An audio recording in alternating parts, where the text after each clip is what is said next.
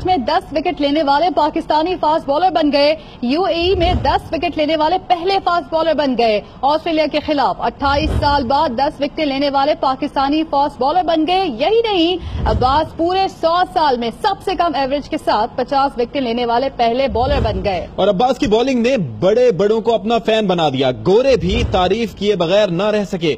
England के साबिक कप्तान माइकल वॉन ने ट्वीट में कहा कि अब्बास जब चाहे मुझे आउट कर सकता है। अजीम फास्ट बॉलर डेल स्टेन ने कहा कि मोहम्मद अब्बास बहुत जल्द दुनिया का नंबर 1 टेस्ट बॉलर होगा। तो वेल्डर से फास्ट बॉलर का सफर कैसा रहा, देखते हैं इस रिपोर्ट में।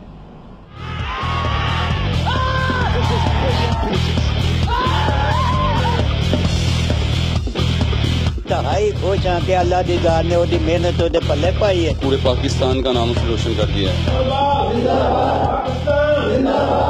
लोहा जोड़ने से विकेटें तोड़ने तक, चमड़ा चमकाने से करियर चमकाने तक, फास्ट बॉलर मोहम्मद अब्बास को मेहनत का फल मिल गया।